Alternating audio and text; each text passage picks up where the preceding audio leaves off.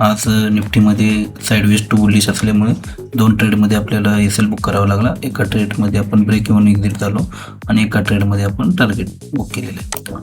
तर इथे बघू शकता आपला पहिला ट्रेड आहे. इथे आपण 3 लॉटने एंट्री केली होती. एक 15 पॉईंट आपल्या साईडने मूव्ह झाला आणि त्याच्यानंतर आपला 28 पॉईंटचा एसएल हिट झाला या ट्रेडमध्ये आणि 5,538 रुपयाचा लॉस आपण बुक केलेला आहे या ट्रेडमध्ये.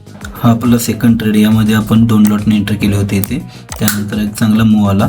आपलं फर्स्ट टार्गेट हिट झालं. त्याच्यानंतर सेकंड टार्गेटच्या जवळ आला आणि त्याने रिजेक्शन दिलं आणि जसं रिजेक्शन दिलं तसं आपण ट्रेलिंग स्टॉप लॉस आपला इथे ट्रेल केला कॉस्ट टू कॉस्ट आणि 262 रुपयाचा प्रॉफिट आपण बुक केला. बट या ठिकाणी आपण एक मिस्टेक केलेली आहे की टार्गेट 1 आल्यानंतर इथे पार्शियल बुकिंग करायला पाहिजे होतं थोडं, कारण की आज खूप व्होलाटाईल मार्केट होतं, त्यामुळे पार्शियल बुकिंग करणं गरजेचं होतं. आपला थर्ड ट्रेड. यामध्ये सुद्धा आपण इथे एंट्री केली आणि ह्या कॅन्डलच्या लोला पण स्टॉप लॉस लावला. बट इथून रिजेक्शन येऊन आपला स्टॉप लॉस हिट झाला.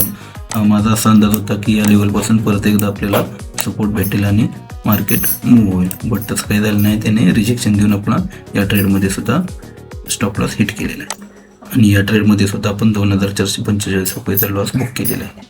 आणि हा आपला लास्ट ट्रेड होता. याच्यामध्ये आपण 3 लॉटने एंट्री केली होती. त्याच्यानंतर 40 पॉईंट आले. त्याच्यानंतर वरती गेला 80 पॉईंट आले. या ठिकाणी ज्यावेळी मार्केट गेलं त्यावेळी मला 16,000 रुपये प्रॉफिट इथं शो होत होतं. त्यानंतर आपण स्टॉप लॉस ट्रेल केला. स्टॉप लॉस इथून काढून आपण 41 पॉईंटवरती इथे आणून ठेवला. मार्केट परत इथे आली. आपला स्टॉप लॉस घेतला, ट्रेलिंग स्टॉप लॉस, आणि परत रिव्हर्स केली. आज या व्हॉलॅटिलिटीमुळे आपला आपण इथे फक्त 40 पॉईंट कॅप्चर करू शकलो.